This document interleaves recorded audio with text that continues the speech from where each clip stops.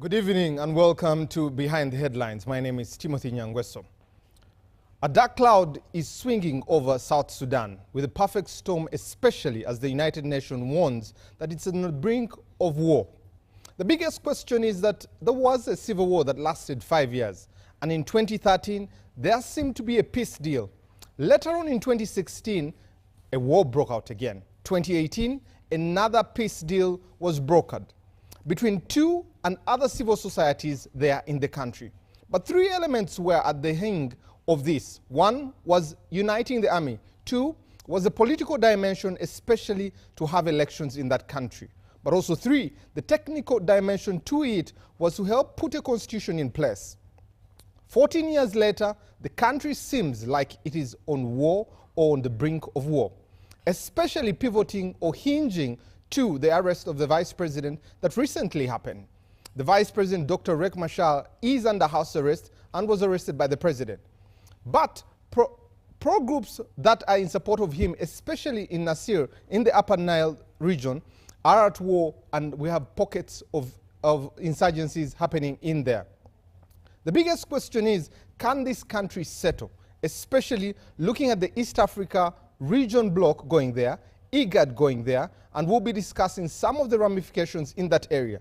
Mistrust is one of the things that is there, but also the biggest one that is there, can these armies unite at any one time? We'll be talking about the national consultation that happened today, but let me introduce the panel that is with me in the studio to make sense of the crisis in South Sudan. On my immediate left, Professor Sarah Sadi, a director at the Institute of Gender and Development Studies at Makerere University, is with us this evening. Good evening, Professor, and it's good to have you. Yes, good evening, 𝐒𝐿𝐴. Good evening, viewers, and I'm happy to be here. Next to the professor is Ambassador Henry Peter Maiga, the former Consul General at the consulate in Dubai, the Ugandan consulate in Dubai, is with us this evening. Good evening, Ambassador, and it's good to have you. Good evening, 𝐒𝐿𝐴, and good evening, viewers. It's nice to be here. Thank you very much. It's been a while since she has returned. Dr. Sarah Birete, the Executive Director at the Center for Constitutional Governance, is with us this evening. Good evening, Doctor, and it's good to have you back. Thank you, 𝐒𝐿𝐴, and fellow panelists. Good evening, viewers. I'm glad to be back on Behind the Headlines show. It's good to have you. Making his maiden appearance on the show, hosting him as me, Honorable Opolot Okwalinga, representing the people of the county of Kwayu in Kumi district, member of the National Resistance Movement. Good evening, sir, and it's good to have you. Kwayum. It's actually Kanyum. Kanyum. Yeah, Kanyum County. Kanyum County. Yeah, the Luganda word, Kanyumi. Kanyumi. Yes. Kumi district. Kumi district, and the guardian of the people. Yoga. Yoga Noi. Lastly but not least, Honorable Wilson Kajrenje, representing the people of Nyabshozi, chairperson of the Defense and Internal Affairs Committee there. Good evening, Honorable, and it's good to have you. Good evening to you, viewers. Good evening to you, 𝐒𝐿𝐴, and the great panel tonight. So you can be part of the show. Go to our YouTube channel, drop your comment there, let us know what you think. But also our X platform will be streaming live on X. Drop your comment there, let us know what you think. The number is 0709 60 25 92. So before I even bring my panelists onto this, one, the US revoked all visas of South Sudanese going to the US, but also the ones who were there, their visas were revoked. And also the South Sudan government responded to that. But today we had the consultative meeting that happened by the SPLM -IO, that is in opposition, and were naming the deputy chairman, who has become Nathaniel Oyet, and also they gave conditions to moving forward in peace. One, they said the peace agreement has to be adhered to, and peace is one of those things they're asking for. But also, secondly, they're demanding for the release of the vice president and members of his core team with immediate effect. They've also asked for the immediate ceasefire of the military offensive that is happening, especially in the Nile region there. And the fourth request is to have dialogue as an opportunity, and this must be a commitment made by the government.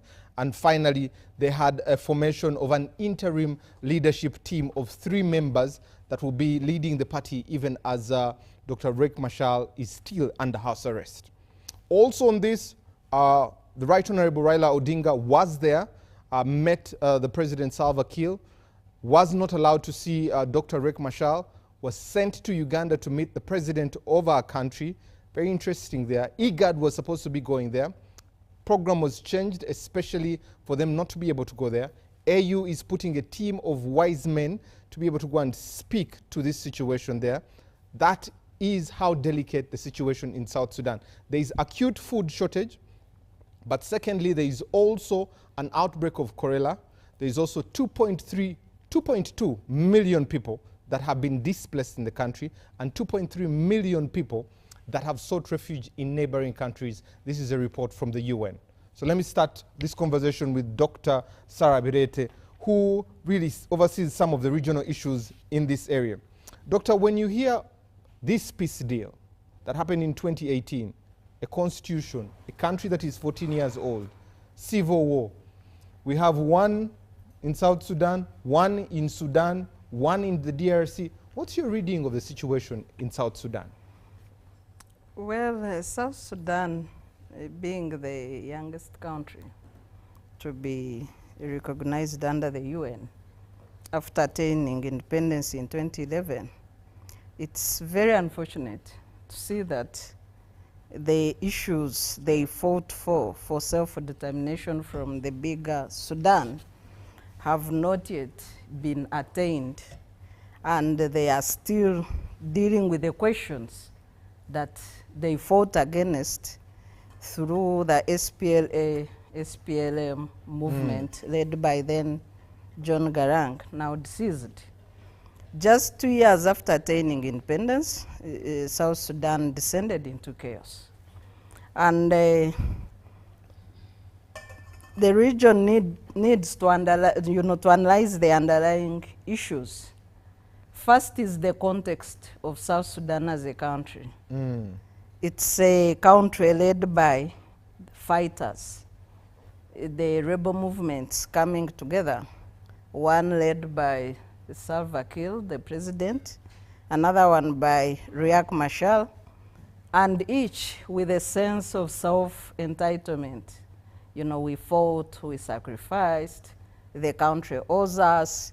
So there's that mentality that is driving both camps, and this has led to failure to implement the comprehensive peace agreement that was negotiated by the region, where Uganda is one of the guarantors. The second question is the issue of the region. The neighborhood, Uganda, Kenya, Ethiopia, and in the north, where now the Sudan is also, in chaos. And the area of the Darfur, now the Janjaweed, who are now the part of the warring factions for the big Sudan. So that creates an influence of insecurity for the country itself. You can go far and refer to the Central African Republic as well. So that influx that brings in, the flow of arms, uncontrollable arms, but also exploitation and routing of minerals from Sudan. And at the heart of the causes of the conflict is the question of natural resources and the failure to, to agree on the revenues coming from the natural resources of South Sudan. There is also a question of external influence, far including Middle East, Turkey, the whole people that are drawn into the conflict now. So how do you deal with them and their interests?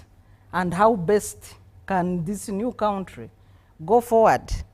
Recently, I've been reflecting on the reasons why the late John Garang never supported the independence of South Sudan. And when you look at the chaos, they've just enjoyed a seeming peaceful independence for 2 years. And since then, they've been in chaos as a country, failure to hold the elections that have been postponed 4 times, failure to stabilize economically, influx of refugees out of the country, with Uganda having a big share of South Sudan refugees. And So maybe John Garang had a point when he was saying that they should first fight for the liberation of the whole Sudan before thinking of independence of the South, because the country has failed to settle.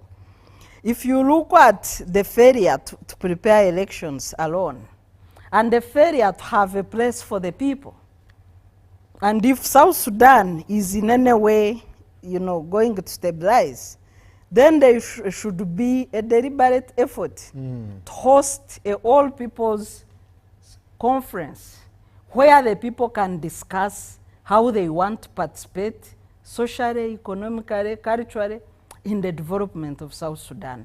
Because this conversation has not happened. As much as a referendum was held for self-determination, the people of this new country have not been afforded a platform where they actually self-determine politically, socially, economically, as how they can move forward as a country. So there is a need for this conference to happen where people discuss, and in a way it would act as a hearing process for the two warring factions. They should discuss questions of failure to integrate the army, because the army still up to date acts as a militia. Each one, paying allegiance to their rebel leader. They've not had the unification of the army. They've not created a national army with the national character of a country that can defend the common good and the territorial integrity of South Sudan. So all these questions need to be resolved. If you look at the role that the religious leaders have attempted to play, the churches, it's, there are messages of peace, there are messages of, saying every opinion must be listened to. They are falling on deaf ears. And there is no room. The Nairobi arrangement, the Tumaini is collapsing.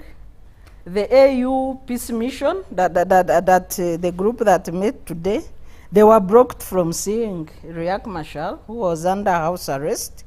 There has been, talk of moving Riek Machar from house arrest to the central detention center. So all this is likely to escalate the tensions between the two big ethnic groups in South Sudan, and the negotiators need really to rush in and salvage the situation. And I'm going to come back to you, Dr. Sarah. A few things you've mentioned that have caught my ear, but let me come to Ambassador Mayiga. Ambassador, you played a pivotal part, especially both on the economy, the diplomacy, when you were in the Middle East there. Why is IGAD, EAC, the AU, why are they toothless to such a conflict in South Sudan?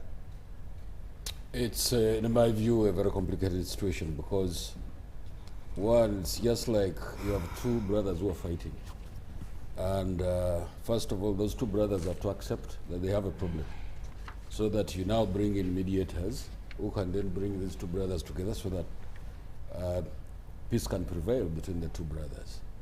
Now you have, of course, mentioned IGAD, and you're mentioning the EAC and the UN, and also the AU. Yes. So everybody seems to be concerned about this matter, or they should actually be concerned about this matter. But as to what degree these bodies that we're mentioning are concerned about these matters is what probably we need to interrogate and probably come out with some kind of a position. But even before I go to that, I think it is important for us to appreciate the history of Sudan, because in 1956, up to 1956, Sudan was controlled by the British and Egypt. And so when they left in 1956, Sudan, of course, became independent. But the North, like in many African countries, was more wealthy than the South. So the North was richer, and the South was poorer. And when they left, of course, those dynamics never changed so much. And so the South was left poor, and the North was left wealthier than the South. And of course, when they struck the jackpot of the oil in that country, the rest is history. But of course, much of the oil remained in the South. And when Southern Sudan broke away from mainstream Sudan, the stakes never changed so much, because again, oil remained as the major resource. As you know, that Southern Sudan, of course, is majorly arid or semi-arid, should I say. And so the major resource out of which Southern Sudan was getting money was actually oil. And besides that, there were also these issues to do with the tribalism. We must accept this is a beast in the forest in many of these African countries, that you have the Nuer, you have the Dinka, and the Dinka are the biggest in terms of population size. And so the problem continues to flicker. And as it does so, where is the position? And the question I think you're raising is extremely important for us as East Africa, as AU, as UN, as IGAD, to be concerned about this country, Southern Sudan, the newest on the globe. And I think it is incumbent upon all these bodies to make sure that we continue talking to these people in Southern Sudan and make sure that they come to the realization that they cannot make any headway in terms of political growth, in terms of economic growth, in terms of the country's stability and so on and so forth, unless they accept to live together and make sure that they kind of probably have a government of national unity, which they actually have at the moment. But of course, the rest is history, as they have disagreed, and there is that possibility that a big war is going to break out in that part of the world, which is very big. But of course, you are saying that, yes, we need diplomacy in these areas where we've been, and diplomacy takes many shapes. You're right when you talk about IGAD. You're right when you talk about the AU. You're right when you talk about the East African community, because Southern Sudan is part of the East African community, and I want to believe that it's part of the reason why Uganda is involved in Southern Sudan. We share a border between Southern Sudan and Uganda of over 430 kilometers, and that translates into 270 miles. And so, as Uganda, we must be concerned about what happens in Southern Sudan. The last time I checked, Southern Sudan had were making, in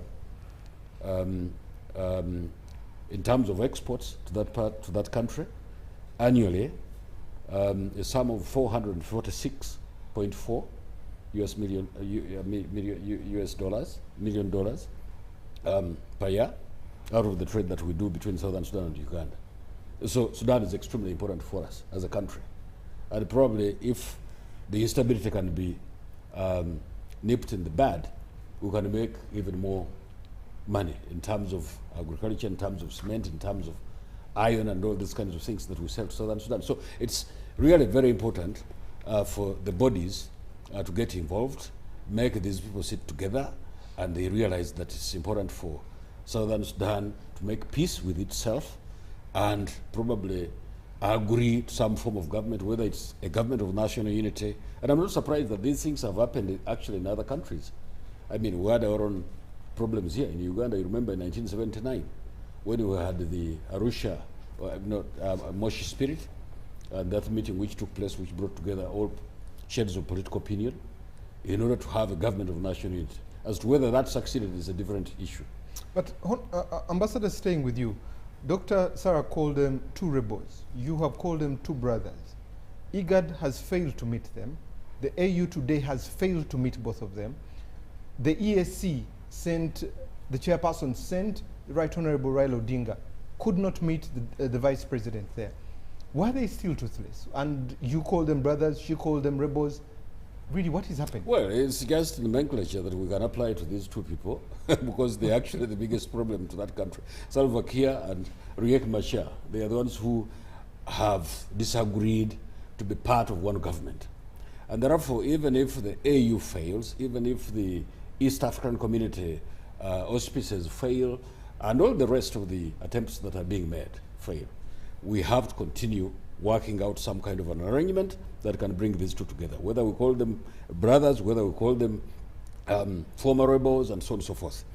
These people have to be brought together so that we have the peace, because there are ramifications out of not having peace in Southern Sudan for everybody, not only the Sudanese. And the last time I checked about on the economy of Southern Sudan, because of the conflicts they've been having, 2013, 2017, 2018, and up to date, their fiscal problem has actually increased, because they cannot now sell even the oil. And it's the oil, as we mentioned before, that is the resource from which they can actually earn some money. So as Uganda, as East Africa, as AU, as UN, as IGAD, we must be concerned about that problem. Even if today or yesterday, the people who had been sent to meet with these people have not made a headway, we have to continue working out some kind of a possibility that these people have to be sat together and they agree for some, because in my view, the consequences of failing to have peace or to have harmony between those two people, or the two armies, or whoever is concerned in Southern Sudan, are too big for not only Southern Sudan, but also the region. In terms of refugees, because we are churning out more refugees. Remember that in Uganda we have 1.7 million refugees already from the DRC and the rest of the places. And if we add to that, it will be an extra problem that probably will encroach on the resources of our country, because the donors, you remember, have been withdrawing from funding the rebel problem, the refugee problem in Uganda. Thank you, Ambassador. Though it's self-defeating that you're saying it's a big problem, yet the bodies are failing to handle it. Professor, coming to you, 400,000 people died in this conflict for 5 years. 2.2, if the UN report is anything to go by, 2.2 million are displaced. 2.3 million have found refuge in neighboring countries. When you look at this humanitarian situation, we have Congo, we have Sudan, we have South Sudan. What does this mean for the social services, especially for us as a country? Wow. Thank you, Timothy. I think it means as a country we need to style up. First and foremost, I think, as Ambassador has said, South Sudan conflict has a history. Okay, right from the colonial times, as he put it, but the conflict actually dates back to the 70s, during the times of John Lagu. 60s. We grew up with a number of South Sudanese kids in our schools. They are now very important people all over the world. So the issue has always been on. And I think it's not just okay to reduce it to Machar and the Salva Kiir, because they are two brothers, and because the initial wars actually were not necessarily with them as dominant. John Lagu was neither Dinka nor Nuer. When we talk about the South Sudanese armies that are fighting, there are so many militias. First of all, you have 64 ethnic groups. The previous conflict, which brought to prominence the white armies, even though they called white army, actually there were so many armies, military groups, and their defense groups within that.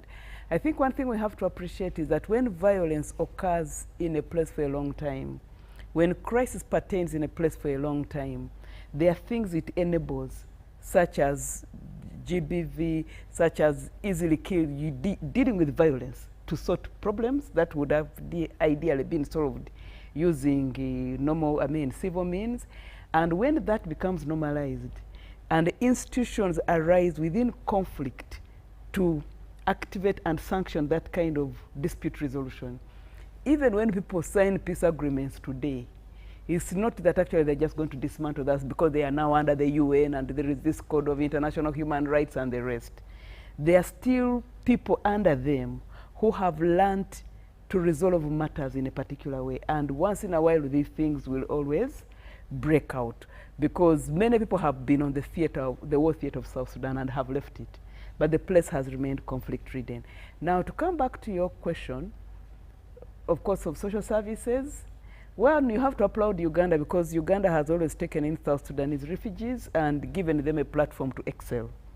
It's not a place they have come to as refugees and just ended up down there. And the credit to Uganda is that actually we are a quarter the size of South Sudan. Of course, we are 48 million people. We shall soon be more than 50 million. They are 4 times our size. They are currently 11 million. And of course, such wars which take out more people does not help the situation. But when you come to social services, of course, Uganda, even with its economic struggles, has always been welcoming for refugees. And the way they deal with the refugees is to allow those who want to work. That's why in the last few years, the Oxford Policy Management Institute ranked Uganda as one of the countries that had the best refugee response, okay, or the best way to handle refugees when they come, because they don't just contain them in houses and you must be on welfare. First, we don't have any welfare to give, even to our own people. So what does it do? It allows for the refugees in camps, and there are very many of South Sudanese origin, especially in the northern camps like Bidi and the rest. So you are given an allotment, you have to work. It is difficult, but there's a mechanism of social support. Of course, in partnership with the UNHCR, and now with global shifts, I don't know how much that funding is going to be. Exactly. But those who want to come, of course, every day we wake up to new surprises. Those who want to come out of the refugee camps and come to urban areas, they are allowed to work. That's why you'll find refugees of all kinds in different places. You go to a salon, you'll find there Congolese. You go to the market, you'll find there the other tribe. You go to petrol station, you'll find there Sudanese. So there, if you have something to do and you're ready to go and do it and be law-abiding, the Uganda government allows you. And beyond just a handout of a social nature, of like a welfare package, this helps on the mental health of the refugees to feel they are very useful. Some of the things that depress refugees who live poor areas and go to much richer areas where there is social welfare is also mental health and depression. You've been a doctor, you are in London, you must stay in your house, and every Friday you pick your 13 pounds or 30 pounds, and like that you can't practice your trade. Here, if someone has something to offer, they are allowed to offer. Of course, we are a struggling country, struggling resources for our own people, let alone taking on refugees, but I think we are trying. So the history is there to show that the refugees who came here earlier, especially with the South Sudanese nature, are some of the best brains we have in the world today. Uganda gave them a platform, they studied, they went to universities here, they went and excelled. Of course, there were other people, things like the Unachievable Declarations, which had their own issues, but at least many made it. Many continue to make it today. You can actually not tell, apart from the name, even with the name, whether someone is South Sudanese or Ugandan. In short, they access whatever a Ugandan has to access. But of course, what you're saying, in terms of pressure on social services, that will be there. Because the healthcare services have to cope with more people, the schools have to cope with more people. Just because we are not tracking does not mean there's no impact. In one of the studies, actually, we are dealing with, but we are not really dealing with refugees, but we are dealing with climate change migrants, and how when they migrate into cities, what kind of pressure do they put on services? The challenge we have found is people do not track. So the population officers are not tracking which migrants are coming, whether from Bududa or from Isinjiro, if there's a drought on Tumbarara or and on Tumbale, and therefore what was the impact on. But we are thinking that out of this research, a system can begin, or the part of capacity building to the population officers and the service providers to know how they can track population migration. So I imagine in the areas where the refugee camps are, that is being done. But of course, it's a contained population with camp commanders and under the OPM. So I imagine if we were to check with OPM, they would be able to tell us this amount of refugees has meant this more service provision. But as I said, it is heavily dependent on UNHCR. And the UNHCR has a number of donors, and some of the donors are changing their policies on a daily. So we don't know what tomorrow will be there. But I think the issue for us is to appreciate that this is not a simple conflict that we can reduce to 2 people or to 2 tribes. South Sudan is more complex than that. And you mentioned social services, you've mentioned education, health, but also they have acute food shortage in South Sudan. Yes. They have an outbreak of cholera. Yes. You have mentioned aid, the US has just cut. Yes. Every day we're getting to shocks of who is cutting. What does this mean long term? Won't this cause a humanitarian crisis, especially in the region, especially if there's an influx of people coming to particular areas, either for refuge or for services, if these conflicts continue? Well, I think the conflicts have always been there. This region is not the first time they are having a region. First of all, the humanitarian crisis in South Sudan is deplorable, and we feel with them, and it is sad. But of course, wherever you have war and have starvation and poor sanitation, expect cholera. Those things move together, okay? Even you can remember the times Uganda experienced that, apart from 1996. We always had cholera at the ends of wars or during wars. So, and about the area having a crisis, the area has always had crisis. This is not the first crisis we are seeing. If you go back to the 60s, you have the Shifta Shauris of Somalia that brought in a lot of people. And the biggest refugee camp in the world actually is in Kenya. It is for the Somalis. I forget the name. But that dates back to the 50s when the shifters were fighting, okay? Then we've had the influx of the Sudanese. We've had the influx of the Congolese. I'm glad you've mentioned that one. Yes. You remember recently the conflict between former Deputy President Rigathi Gachagua against the Director of Internal Security being Somali. That's a question I'm asking. Won't that be something we're looking in hindsight in the future to cause such issues? Yes, where we're finger pointing to ethnicity. No, of course there's an identity issue which we should outgrow, but we have to appreciate that these countries have mechanisms of absorbing people. There are ways through which you become a citizen. So if it's not by birth, there are ways of naturalization, okay? But of course the challenge is the people will keep seeing these people as foreign.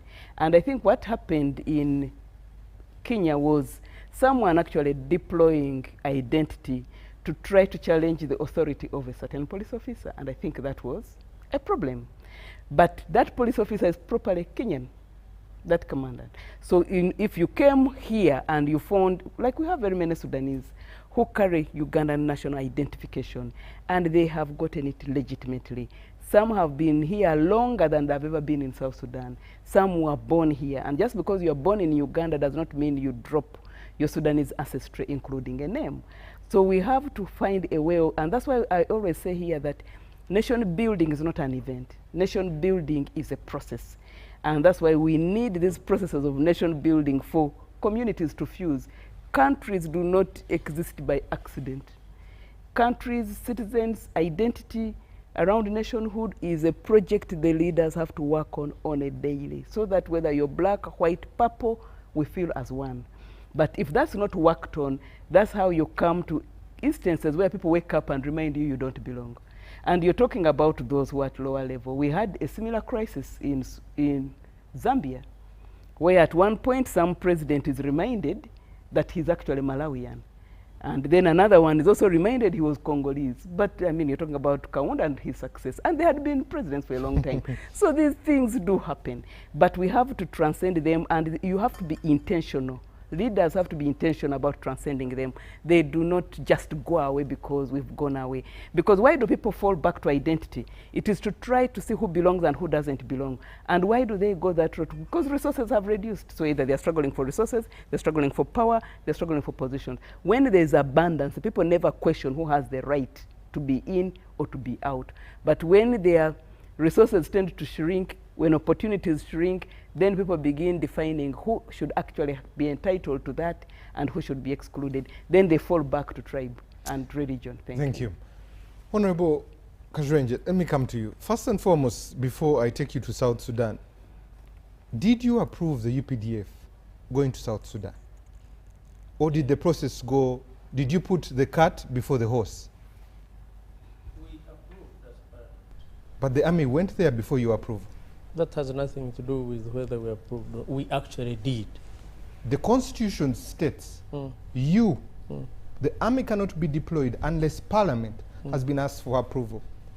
This was not hot pursuit, neither was it a situation that was dire. Why did the army go and then your approval come after? The circumstances under which our mighty UPDF was deployed in South Sudan was so swift, was so urgent, it demanded the way it did. But because we have a government that sticks to constitutionalism, the matter came on the floor of Parliament, and we actually did approve. I hope I answered your question.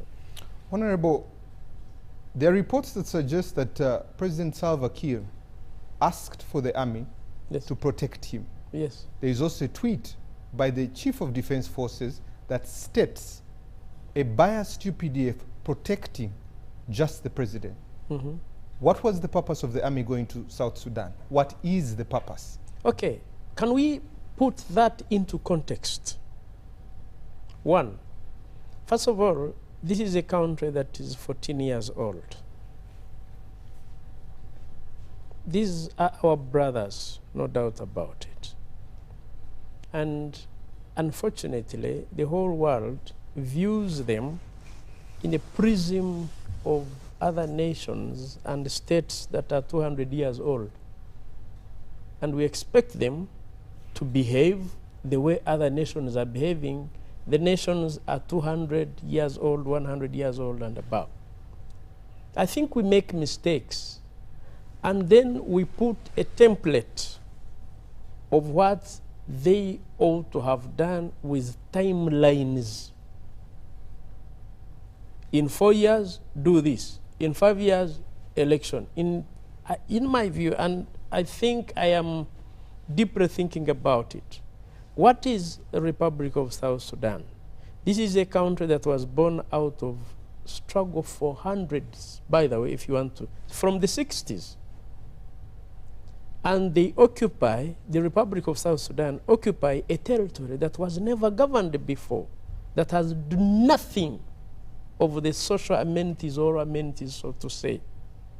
And these are people who now call themselves independent, 9th of July 2011, isn't it? Yes.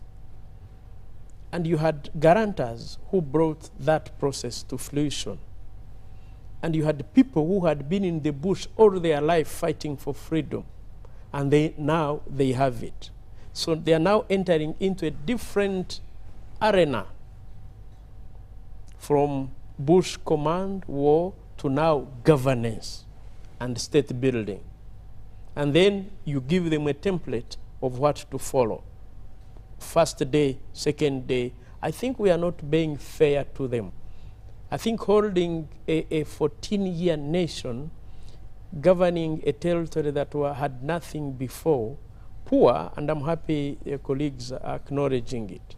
We probably need to be, in my view, we need to be patient. We need to give them all the support. We need to stop being judgmental. We don't need to hold them against the prism of other. German did this, no. Hell no, in my view. But first and foremost, we need to stand by their side. I'm very happy and proud as an African, as a Pan-Africanist, as a Ugandan, that Uganda has been a guarantor through and through. For peace, Uganda has remained a guarantor.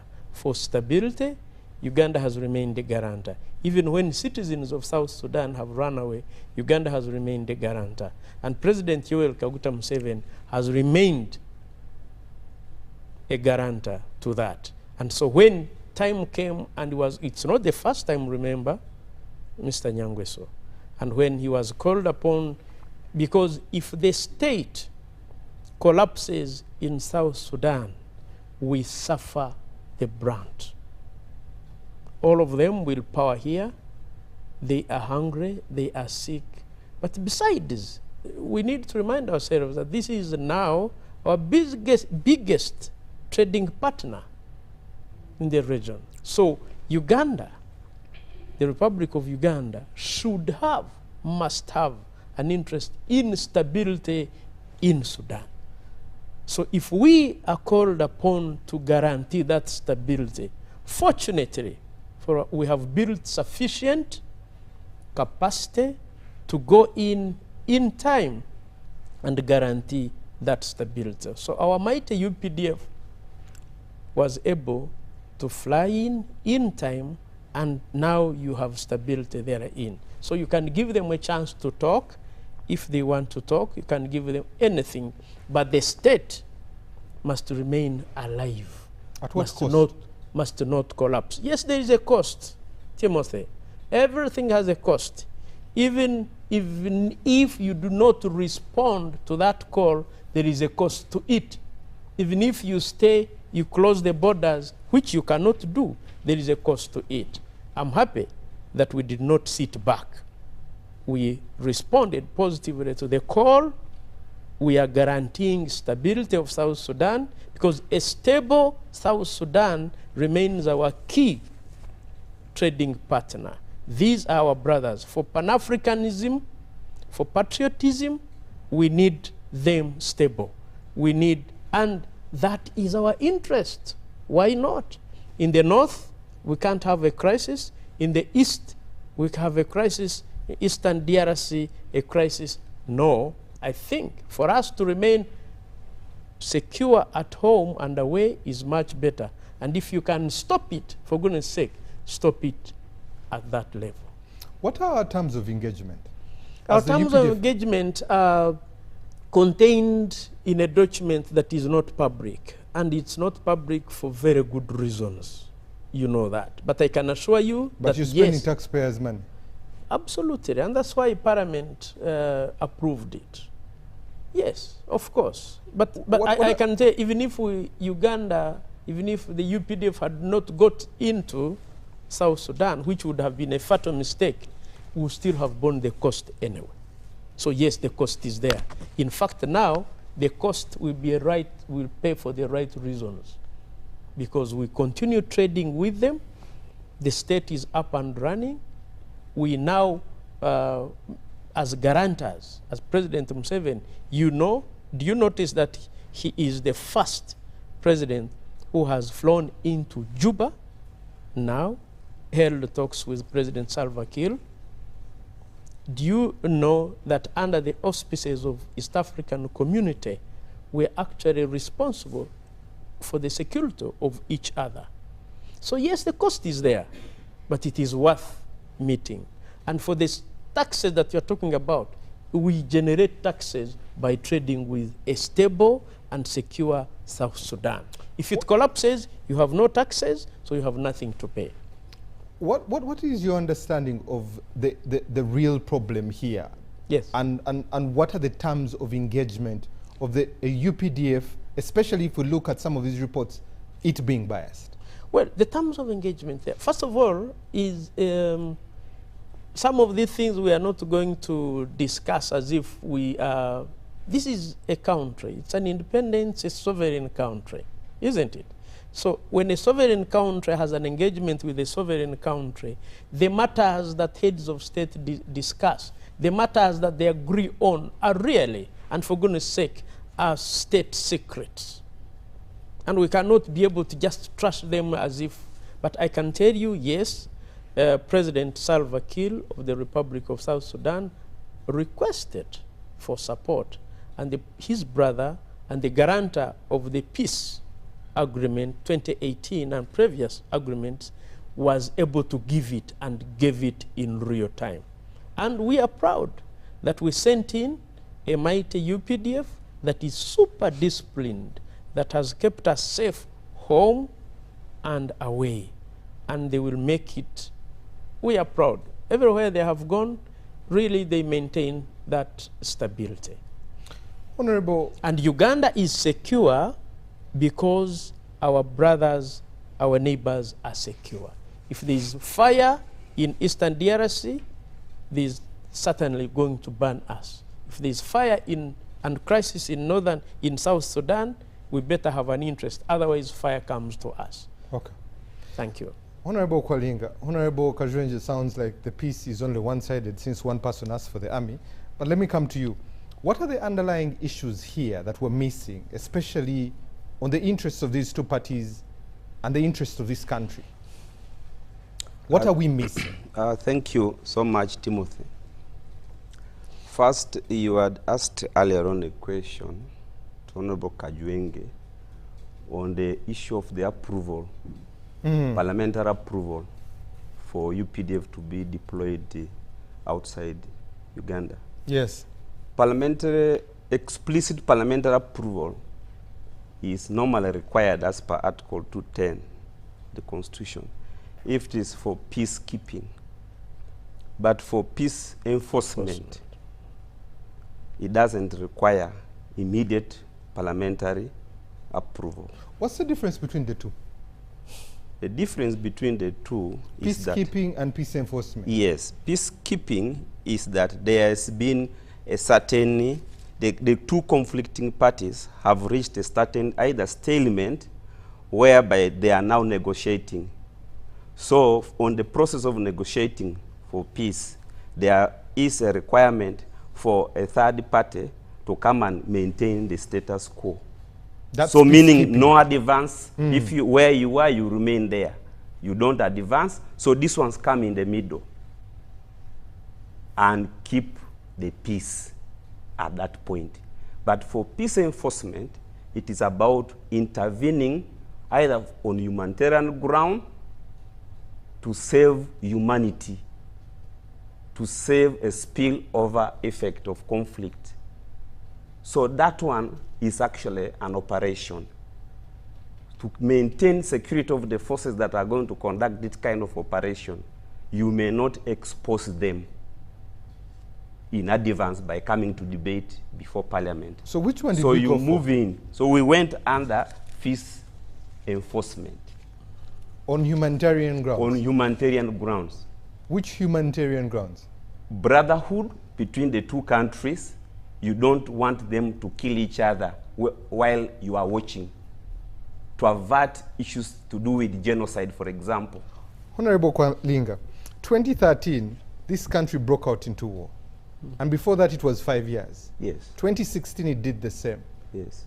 We're responding in 2025 to stop, to have a peace force in there. Isn't that hypocrisy, really? You are aware that we have had agreements before? Yes.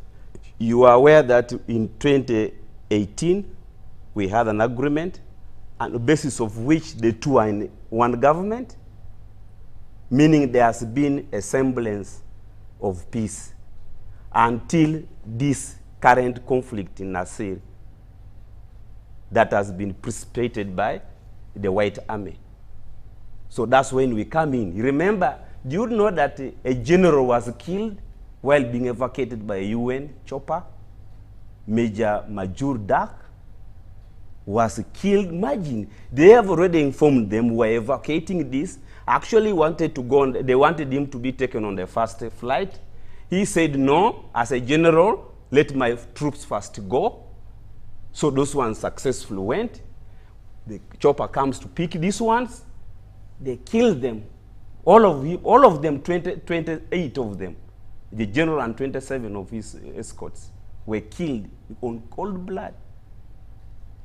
So that is the crisis that the UPDF had to move in very fast to avert such a crisis from escalating as a peace enforcement operation. That doesn't require parliamentary approval, immediate parliamentary approval.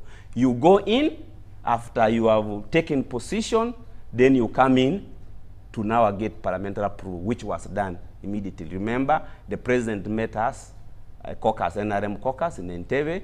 He briefed us, gave us reasons why the UPDF had to move in. And then a few days later, the matter was laid before Parliament and was unanimously approved. Let me come back to my question.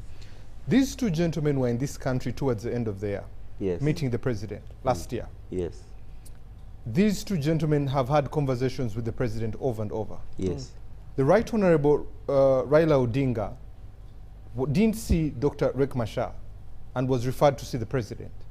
What are the underlying issues? What are we missing about this whole crisis? Okay, thank you. Africa, over time, has been faced by a challenge of scramble for resources by foreigners. Over time, these powers have come up with mechanisms on how to partake these unique resources that Africa is endowed with. I don't want to go into that long history, but I want to just short the whole thing short. I mean, cut it short. Between 2014 and 2015, I happened to have been taken as a consultant, me with two other Ugandans. I wouldn't want to mention their names because I haven't consulted them. But most of them now, I mean, one of them is a general. As consultants with NATO, Joint Warfare Center, based in Stavanger, Norway, between 2014 and 2015. There was an exercise. First of all, you need to know that these global powers, almost every year, they conduct military exercises and scenario mapping of the next 150, 20-year wars that will take place across the world. We conducted this exercise called Trident Juncture. The area under discussion was the Great Lakes. Without divulging details, a few years later, we started seeing conflicts in Ethiopia, remember, to almost took Addis Ababa. Later on, we saw conflict in DRC. First, Uganda, there was an issue with the border, remember, between Uganda and Rwanda. Then now we come to South Sudan. But what should interest you, is it by coincidence that in September 2023, there was a visit by the US Secretary of Defense then. He visited Nairobi to discuss regional conflict. He met certain officials. Subsequent to that, there was a visit by the CIA director, William Burns. He came and visited also Nairobi. Uganda was not included in any of those discussions, but discussions were held with some regional leaders, including the area of our discussion today. And then later on, the US Force Commander for Africa forces based in Stuttgart, Germany, General Austin, came and also held meetings, even met some of the security officials. So what am I trying to say here? Africa should be aware of the fact that there is global power dynamics and convergence for resources within our territories. These people always tend to take advantage of some of our cultural identities, tribe, etc., to come in and instigate conflict so that they are able to take advantage when we're in crisis, the loot is taking place. Why did they dodge Uganda? Why didn't they come here? Why did none of those senior officials visit Uganda? Because they know that Uganda being the guarantor, and specifically General Yoweri Kaguta Museveni, he is aware of this kind of dynamics. He is always the one guaranteeing the security of neighbors. We have always been exporters of security across the region. Right from the time when we went for peacekeeping in Liberia under General Ivan Koreta, to now in Somalia, to now in DRC, we are the ones who are aware of who is interfering where. And remember, there are latecomers who are coming on the scene in follow-up to the Berlin conference of the Scramble and Partition of Africa. So those latecomers are coming in a different way. When South Sudan literally was going to the hands of another global power, China.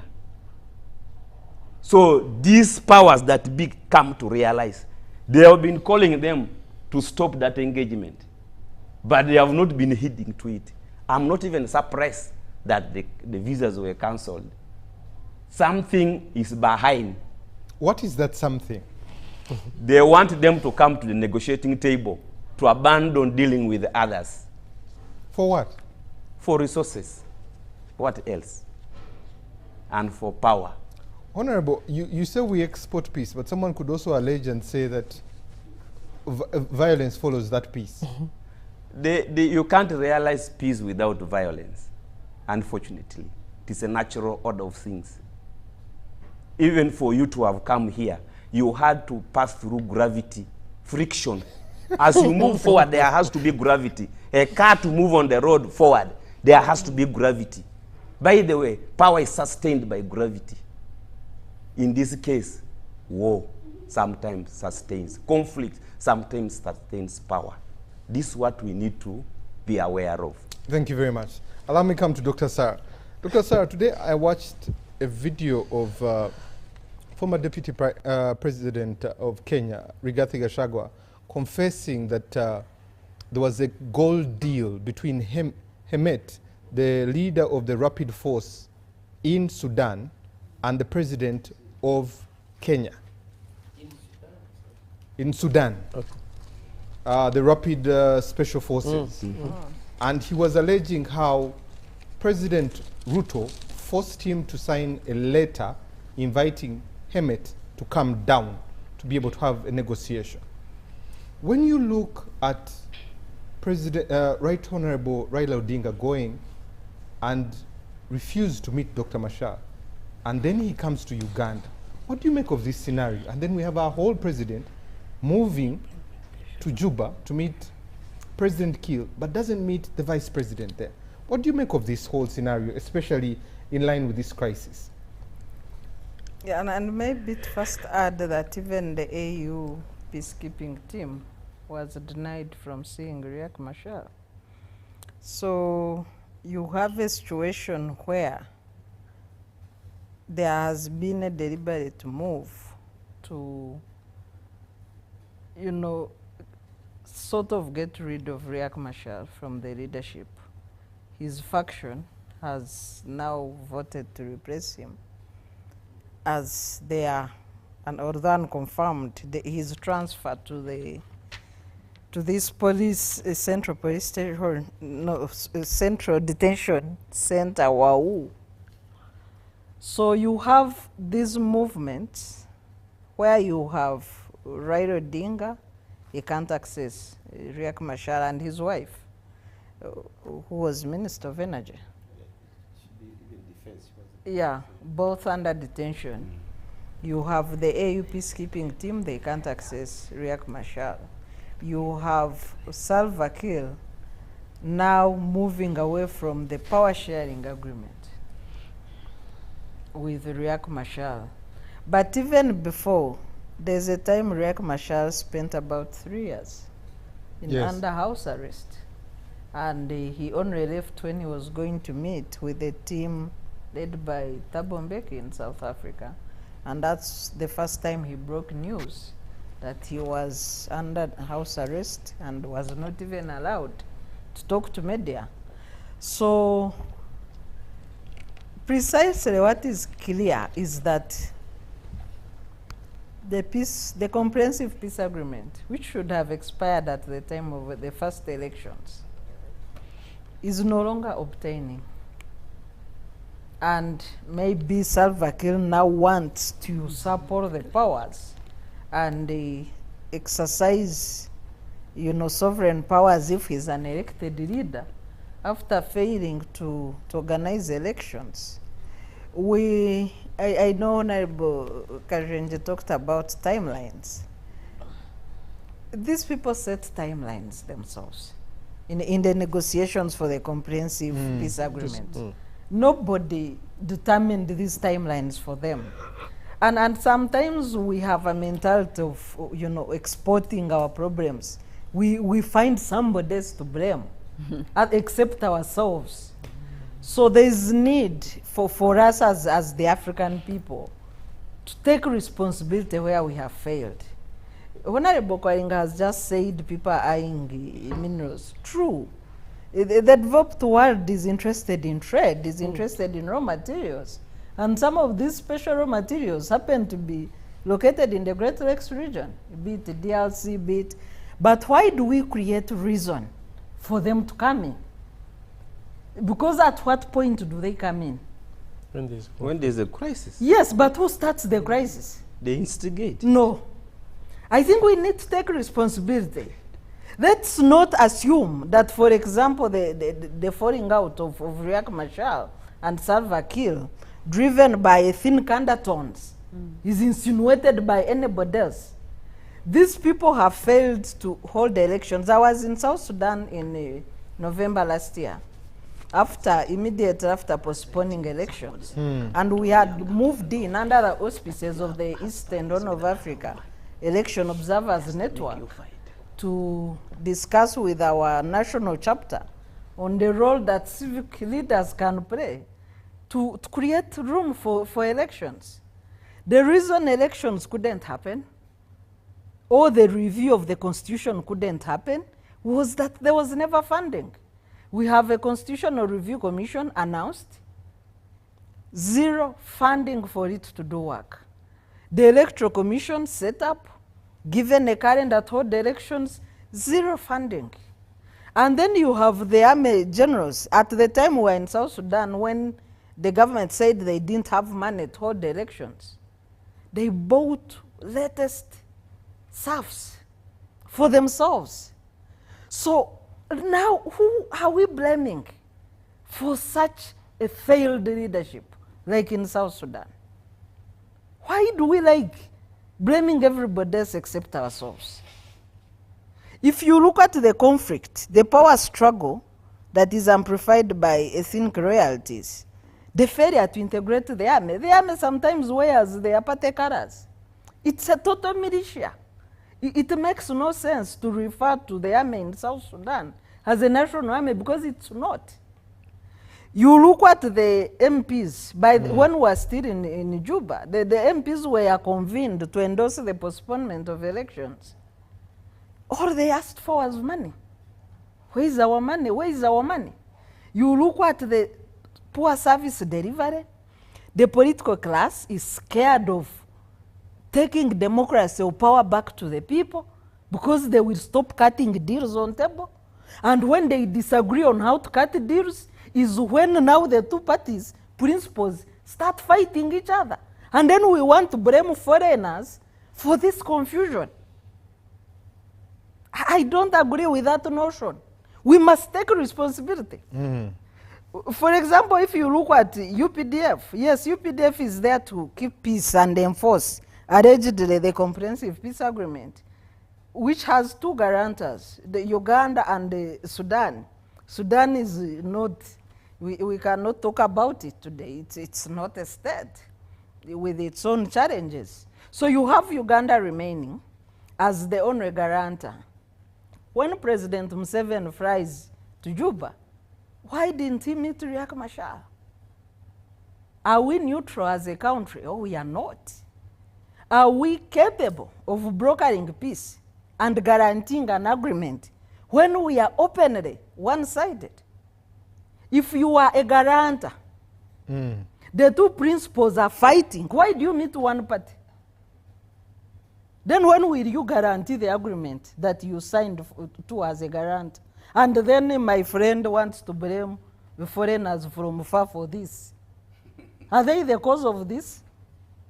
Can I answer that? No, you will speak. I'll come to you. Yeah, Honorable. so I don't agree with that. Yes. You have Kenya coming in, and the question you asked about the problems in Kenya and the allegations and counter-allegations between President Ruto, former Deputy President, and former Minister of Internal Affairs, Honorable Muturi. They've come out openly to allege that Ruto is unfit to lead Kenya, and they have provided evidence, especially the act of dealing with sanctioned leaders, because the leader of the rapid response, RSF is sanctioned internationally.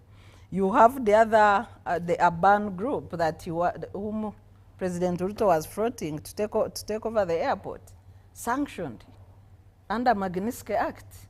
You have the first conflict. What we can't rule out is that they are conflict entrepreneurs. Okay. Especially in DRC and South Sudan. And I want to mention one thing as I close.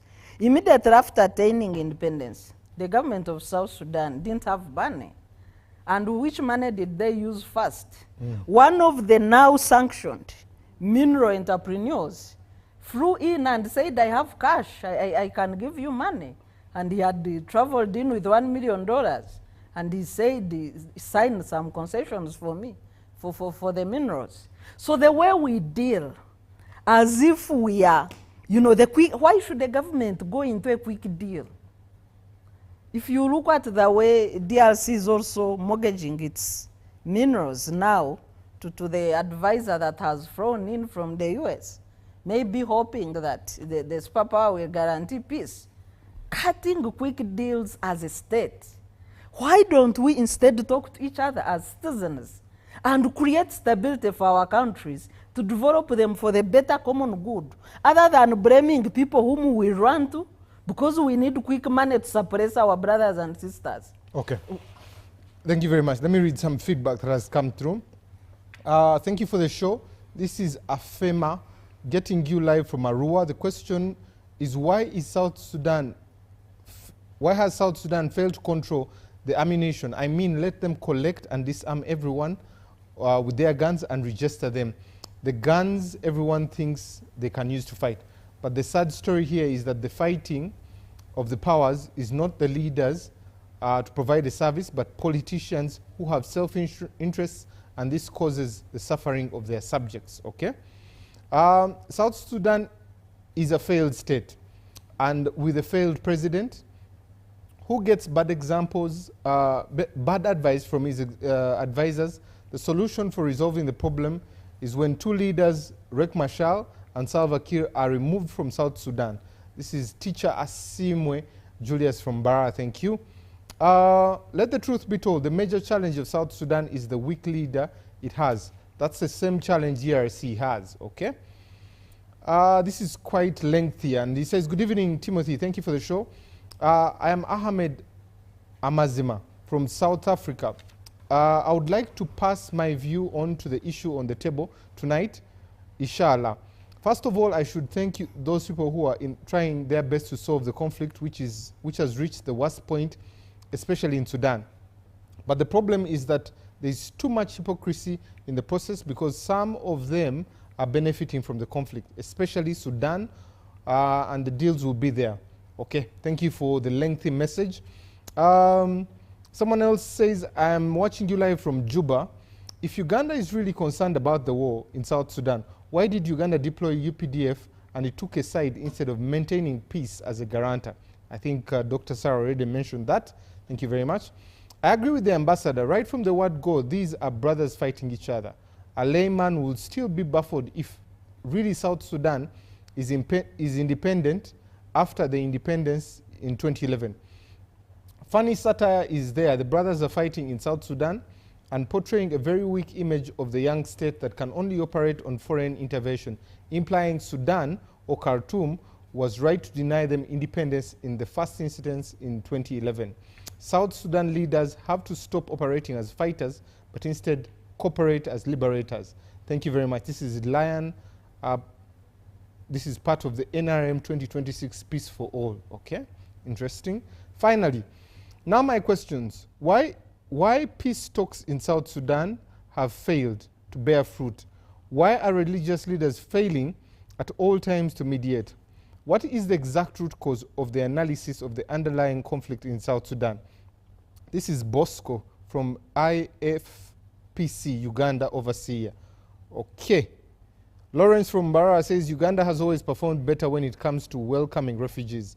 Internal diplomacy, stability, international relations, give the credit to the government of Uganda. Okay. Let's take a quick break, and when we come back, we'll be analyzing solutions to this crisis.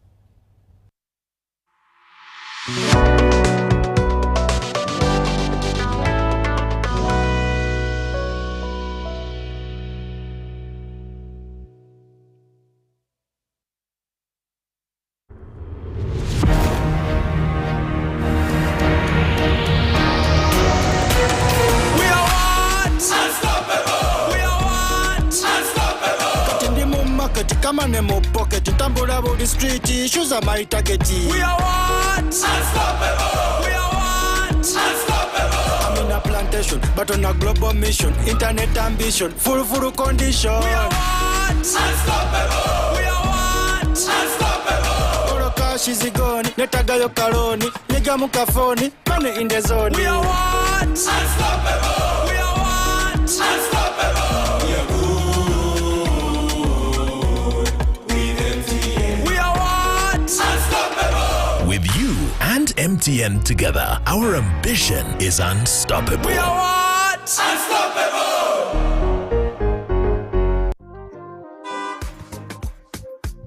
Life in Uganda today comes with so many uncertainties. Where will Madam get Kameza if I get an accident and can't work?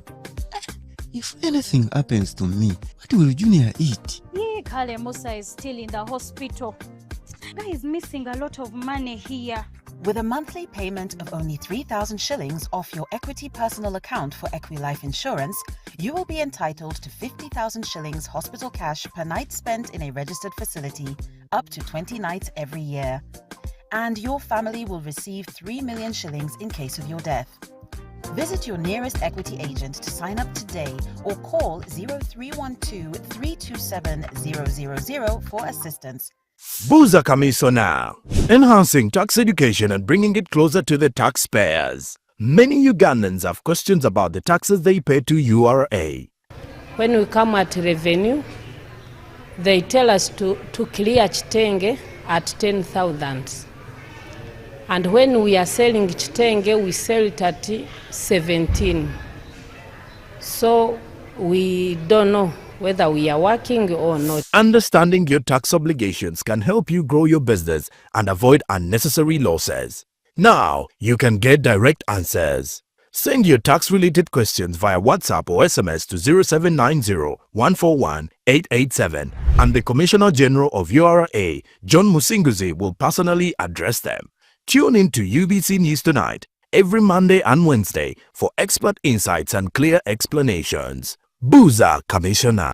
The government's mandate is to maintain law and order, safeguard citizens' rights, and provide essential public services. Remember, one of the pillars of a roadmap is innovation and entrepreneurship. There has been this question of how are you protecting our indigenous seed? It's going to be a tall project that answers somebody's question. For the past 20 weeks, the front bench has brought you insightful discussions on governance, security, healthcare, justice, and commerce. When you go through this complicated procedure, involve the lawyers, you bring the case against him, the judge will hear you out and pass judgment, and you're out of court in record time. We remain committed to keeping you informed and engaged on key national matters. So these are huge, these are powerful organizations which now Uganda chairs. Why don't you come together? If we haven't migrated to the e-card because of various reasons, including that not all the people of Uganda have smartphones. You can sit in your house, apply for a passport. If you have a Ugandan who has a successful logistics firm in the US, it means he can come to Uganda and do a lot more. Now airing every Monday at 8:30 p.m. with me, 𝐸𝐶𝐸, your interface with the government only on your public broadcaster, UBC, Inspiring Uganda.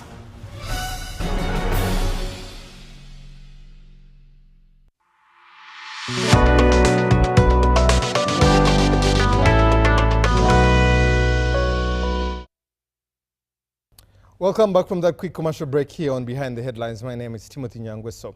Even as we get into this last leg of the show, we're discussing the South Sudan crisis, especially hinged on the 2018 peace deal that seems to be going in tatters.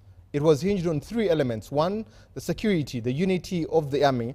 Two, the politics, especially the constitution and movement into elections. And the third dimension to that was the technical dimension that is supposed to help hinge this country there.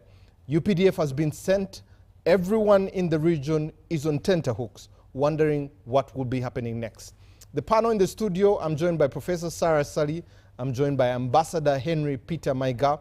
I'm also joined by Dr. Sarah Birete, Honorable Opolot Okwalinga, and Honorable Wilson Kajrenje, and we're discussing this. Let me read some messages that are on Twitter. This is Alemi.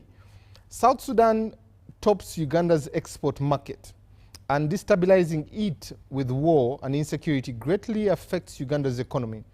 President Museveni and 2 days visit to Juba signifies the country's importance and value to Uganda. The question is, what did it bear? Was there any fruit? Mr. OSB says, I think South Sudan needs to have direct elections, but the government is using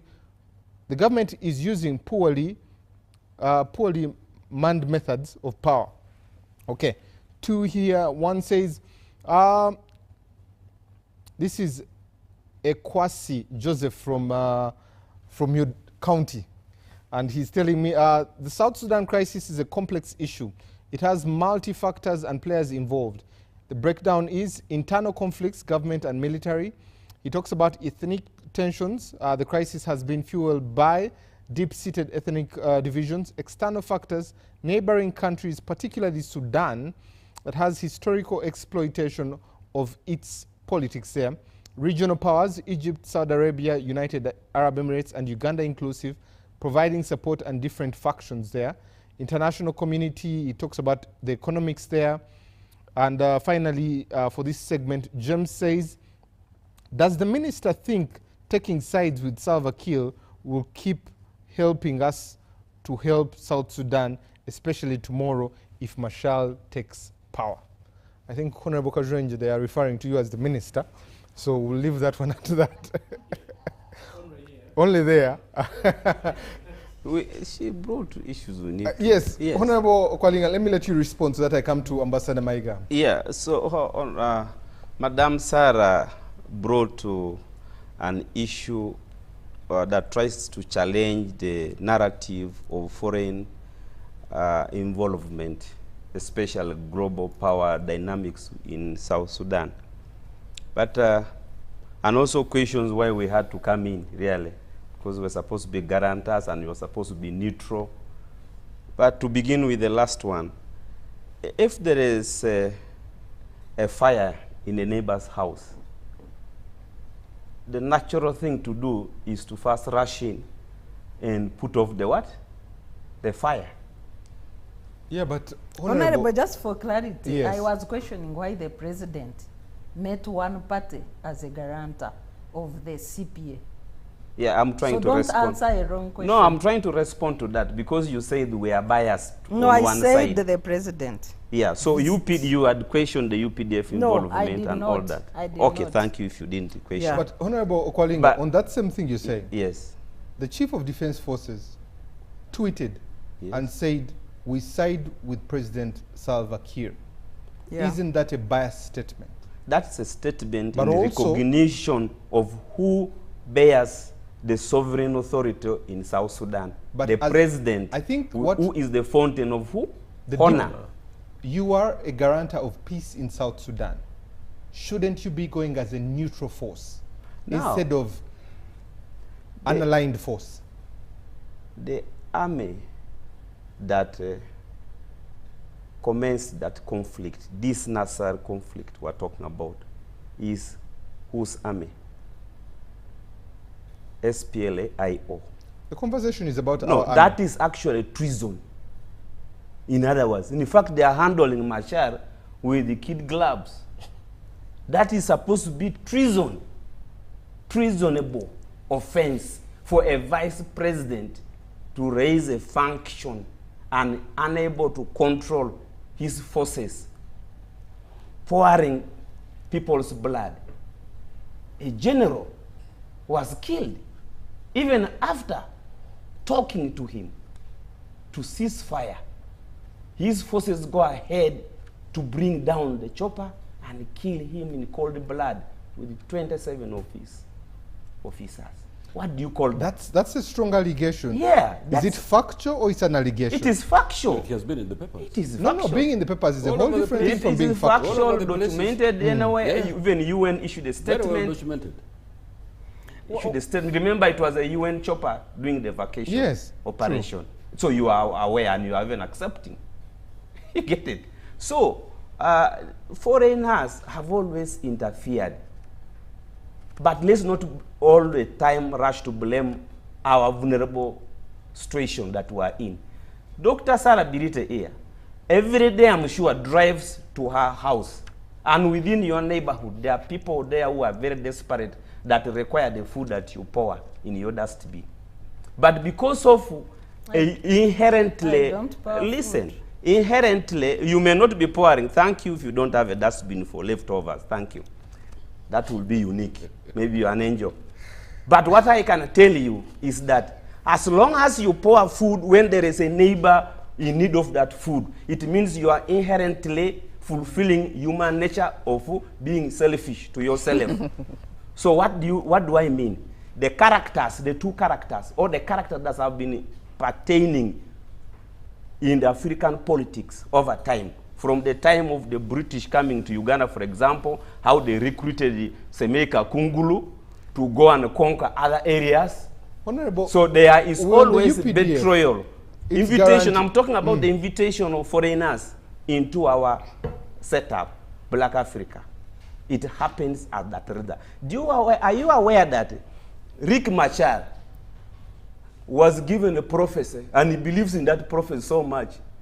The prophecy by a seer in his tribe that he is supposed to be a president. So he is always having that in mind. Whatever he is doing, whatever action he takes, he behaves and wants to act like one. Yet in each country, there always has to be only one president at a time. You can't have two presidents. So once you become a deputy of somebody, behave like a deputy. Do not outshine your master at any given time. You have not responded to the neutrality, how a peace guarantor aligns to one person instead of the peace deal. What are the ingredients of alignment to one person?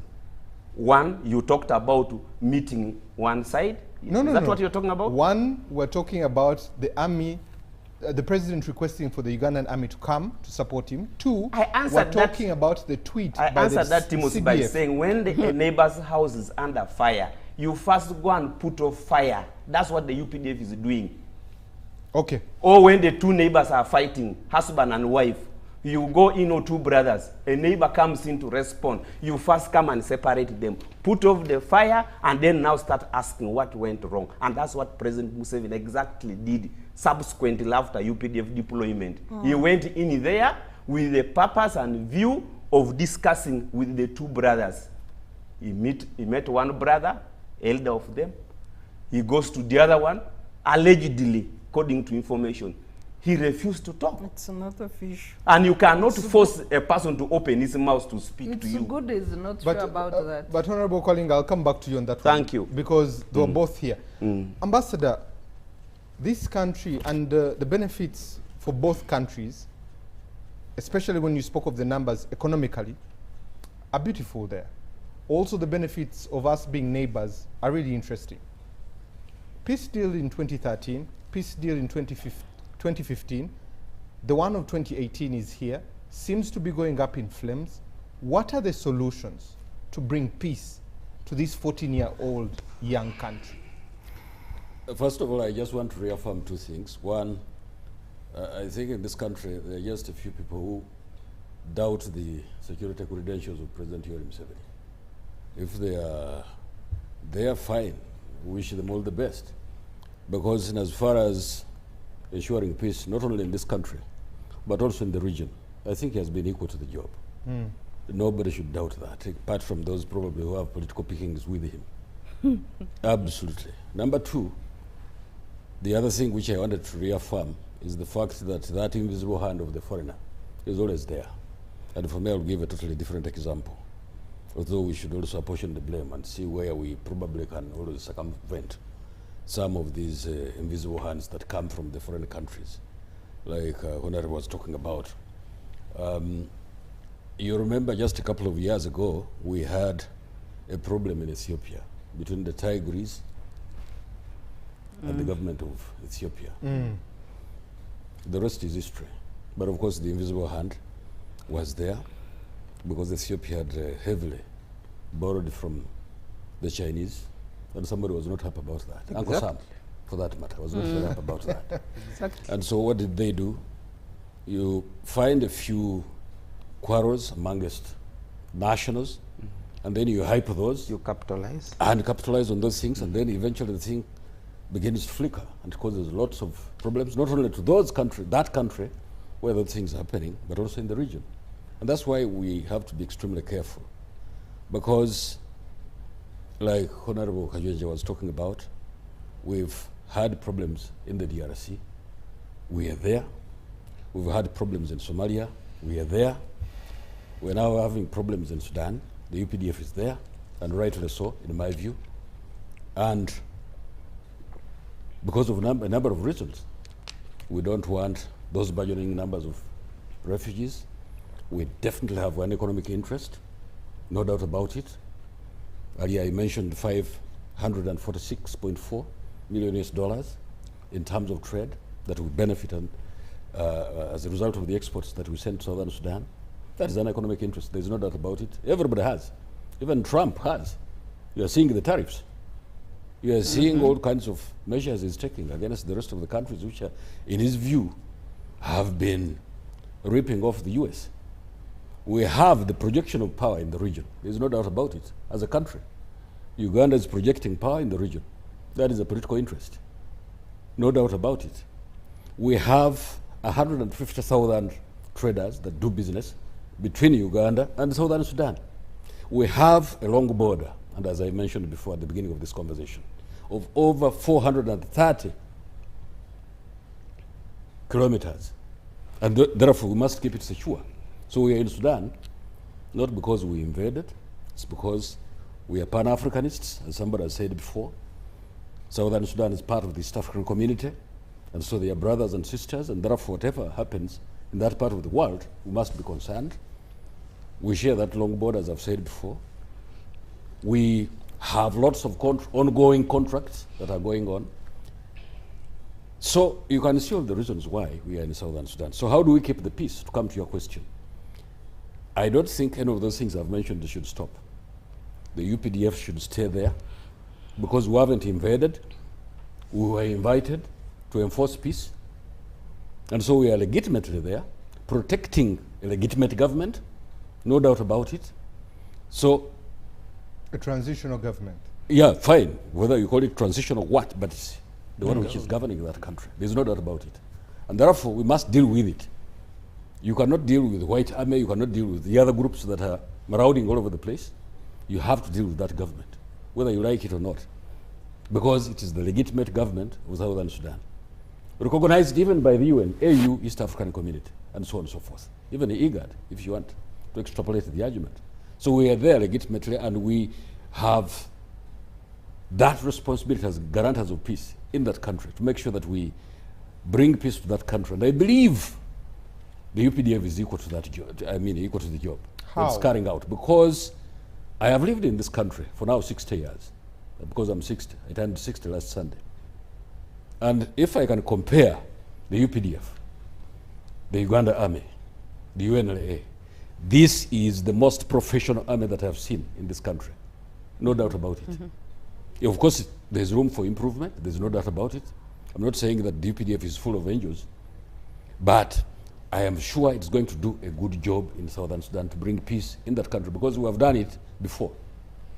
And so when the problems flicker again, so we go again.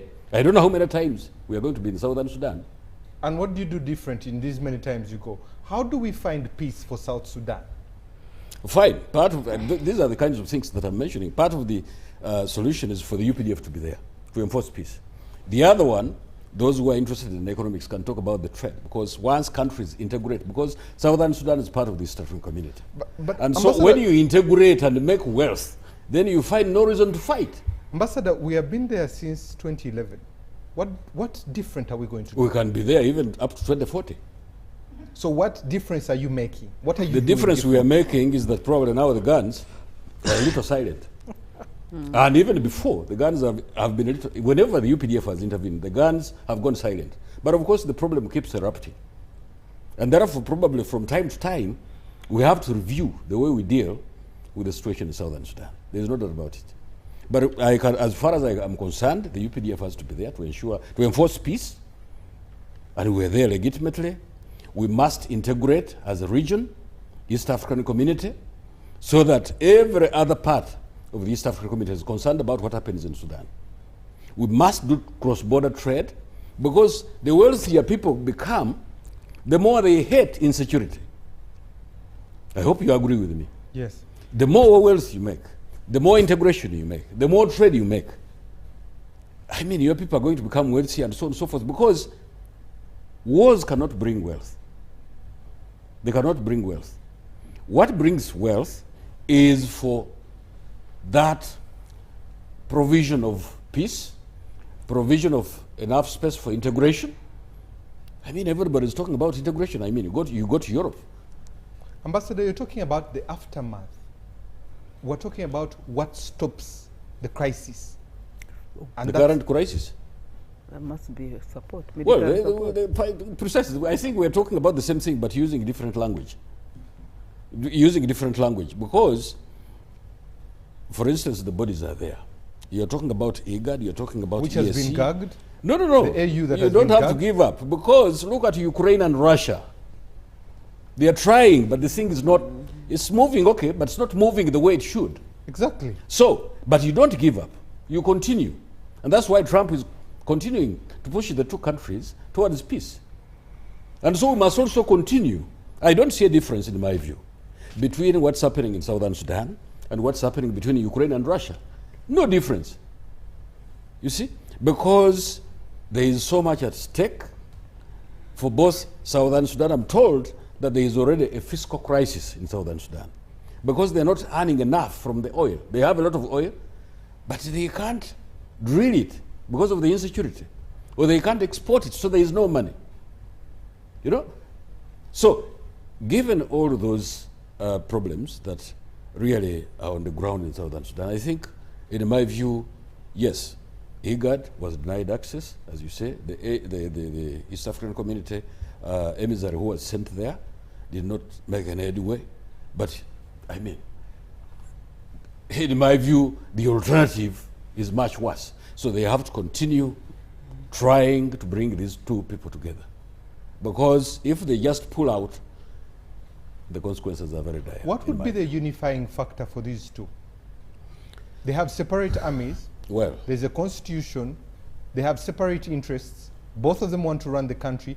What would be the unifying factor that brings President Salva Kiir on the table with Dr. Riek Machar? There are quite a number of options. One is defeat. Let me now talk like a politician. One of them is just defeat. You defeated the opponent, finished. You defeated the opponent. That's one of the options. The other option is for them to keep trying a transitional government. Yeah? And for me, I'm happy that people who belong to the Riek Machar group are now saying that, look, I think you have played your part. Get out of this thing and give others a chance. Because you seem to be the problem to the transitional process in the country.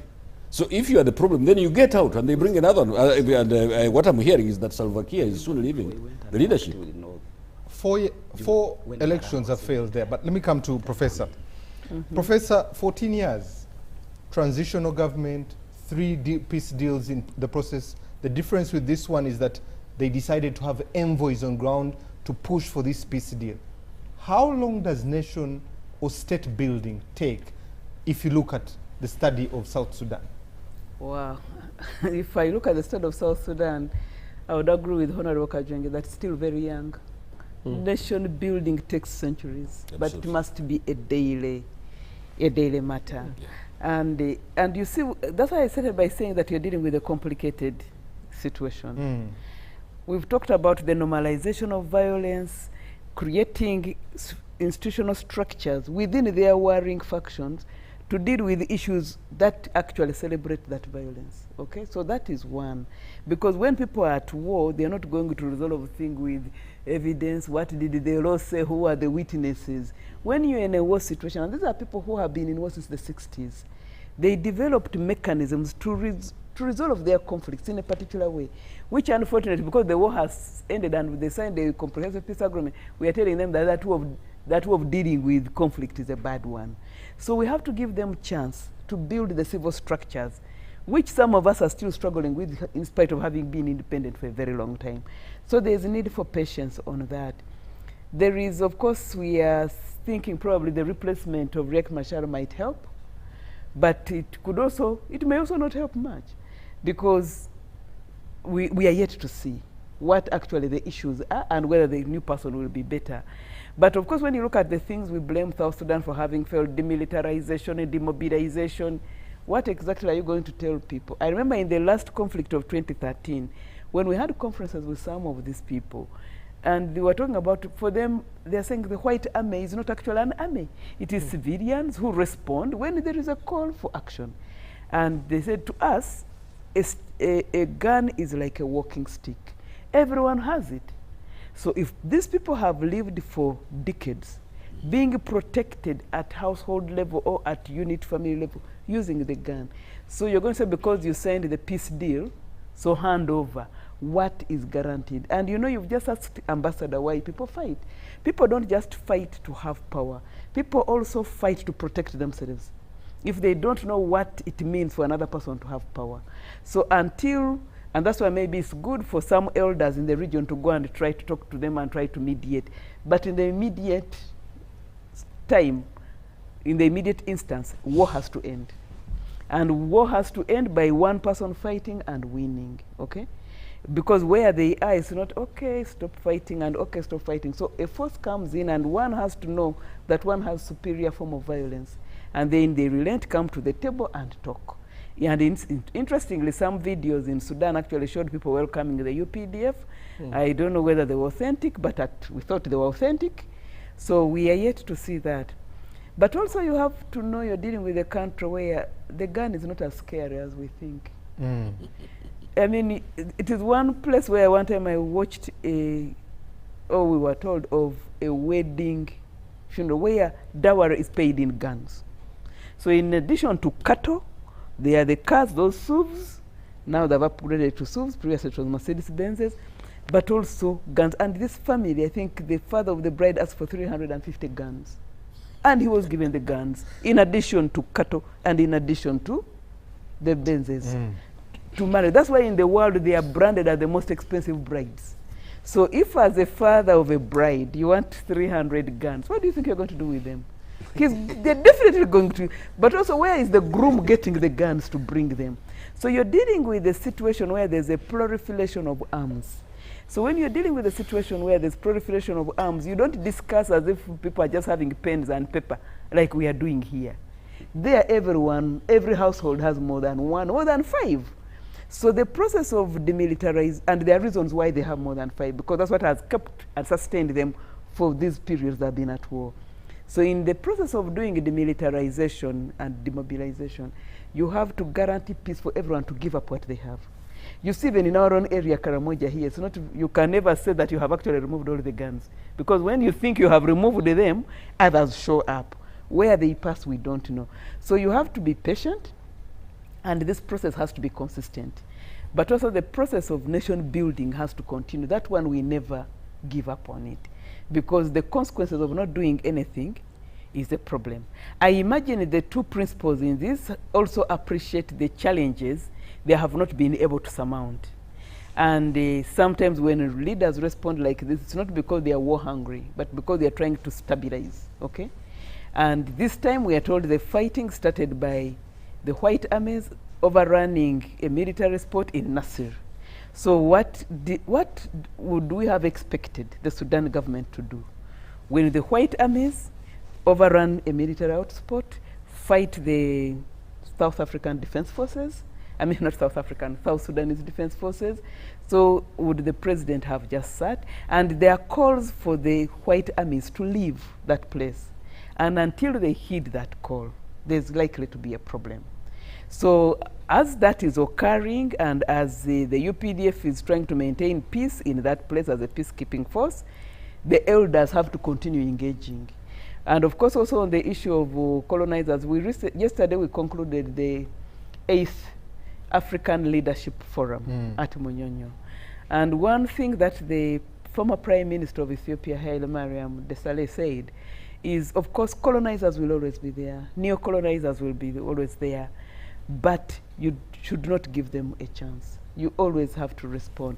So he said our response should not just be to sit here and say there's always colonization and the invisible hand. What are we doing about it. And of course, we want to tell the story of resistance of Ethiopia, both at colonialism and the years after colonialism. If Ethiopia wants to do certain things, it will do them, regardless of what the rest think. So I think it is time, and basically it was a call for us as African countries to define what we want and how we are going to get it.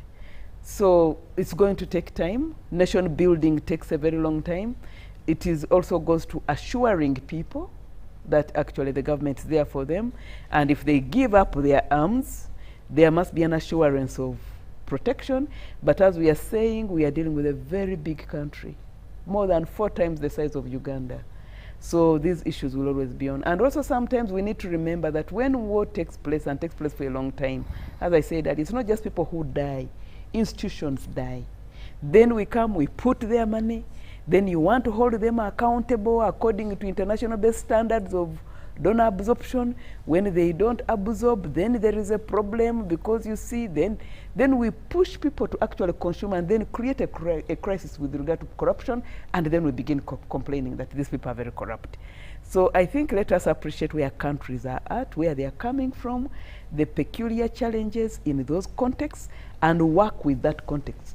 Not just bringing a foreign template and putting it over them, and that's how Africa is permanently seen as a failed case, because the template against which we are being measured is not ours. Lastly, Professor, before I come to Honorable 𝐒𝐿𝐵 there, yes. When you look at the personal interests, the party interests, and also to bring clarity, the National Liberation Council that met left Riek Machar as chairman. It just appointed a deputy. So okay. The personal interests, the party interests versus the national interests. What lessons can we learn as a country from this? But what are the personal interests and what are the party interests? Their armies are still with them. There's no election for the last 4 cycles. You see, for us, we may look at it as personal interests. They may look at it as the leaders of the people. I think this is where maybe where we fail when we appropriate how the Western media critiques things in their society. We imagine their personal interests and people should relinquish those personal, vacate them, and then have party interests and then have tribal interests. How about if this person is what we see as personal interests, is defending the people and is defending these armies? And that's why, you know, you have to work with them. What we are sure about is that the principal leaders in this, that the two groups are looking to them. But we cannot clearly say that what they are fighting for is personal. So just because they are leaders, it makes it easier for those who want to mediate them to bring them and understand what their challenges are. But until we do that, we cannot easily conclude that they are fighting a personal, because I think in all intents and purposes, these guys are already very rich as personal people, as individuals. They are already rich. But what is it they are fighting for? Are they principles of their people?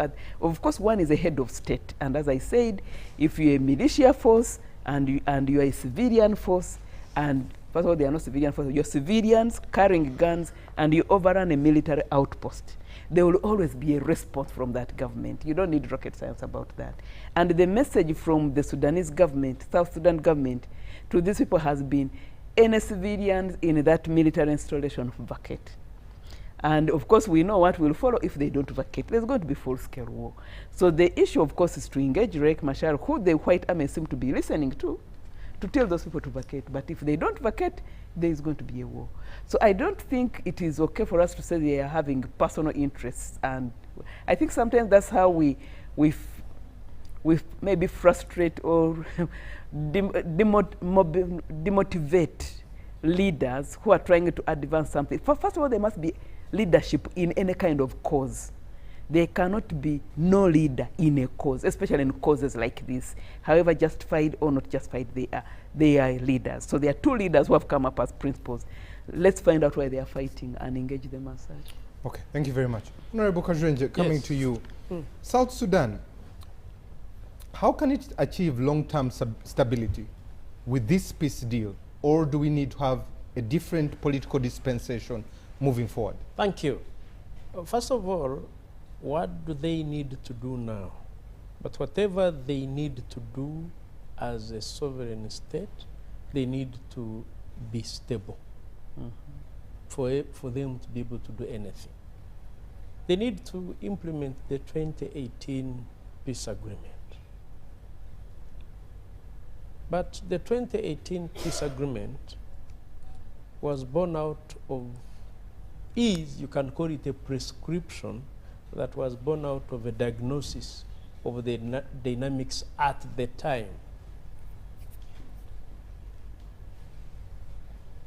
What is obtaining on the ground now, state formation and nation building is not static, it is continuous. And each day that comes, interests and dynamics keep changing. So maybe, I'm thinking loud, that instead of now sticking to what was that it's supposed to be, maybe there is a need for a rethink, for a review of what is obtaining on the ground in Juba and the region to see whether that works.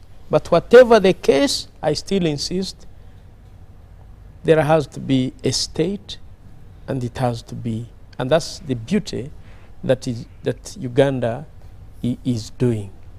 There remains unfinished business, and of interest are, because you cannot have election, like what Sarah Birete was saying, without a census. You cannot have a census without stability. You know, those are dynamics of the time that I'm saying, the reality on the ground. So you cannot just carry out an election, print out ballots when you have not counted the people. You cannot count the people if the enumerators cannot access some regions. So how do you do that? And yet then we say they have failed to implement the comprehensive peace agreement, dynamics on the ground. There was a need to establish truth. I think it was establishment of truth, reconciliation and healing commission. It was part of that package. There was also a need to establish, to train and deploy unified forces. But what is obtaining on the ground? Each general, each party wants to maintain their own interest and influence. What is actually annoying SPLM-IO is actually that the generals allied to them have been co-opted in government. Can you imagine? You'd think that is a call for stability. But that is annoying them because they think they are losing influence. So influence for what? If you are looking for influence for stability, is, in my view, if all people are integrated. So if SPLM is not interested in integration, then there is a problem. So stakeholders, in my view now, international community, and I am, because I have been a party to these regional engagement, so I hate to say international community. It has to be defined. Stakeholders like East African Community, IGAD, African Union, and whoever wants to come in must now look at what is obtaining on the ground. Okay, if, however, need be, sacrifice, like Uganda is sacrificing. We are there to maintain stability. It's a sacrifice. It's a Pan-African call that we have answered, that we have always prepared. I'm very happy and proud as a Ugandan, superbly proud that we have built capacity for our forces to come in and maintain peace whenever we are called. And you mentioned something that wherever we have gone, we have not gone to anywhere we haven't been called. We are that disciplined, but that we have built sufficient capacity to come in at the right time is laudable.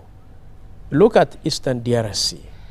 So what we should be discussing now is, it's not whether UPDF is there. In fact, if need be, more UPDF forces should be sent in there to guarantee stability, because we as a country, Uganda, we benefit from the stability of South Sudan. As a trading partner, we don't need them as refugees here, we need them at home so we can trade with them. But to guarantee our own stability is when they too are stable. If we have something to do to own their stability, we should be proudly doing it. So, the regional implications for this. I entirely agree that East African community needs to be seen to be doing something about it.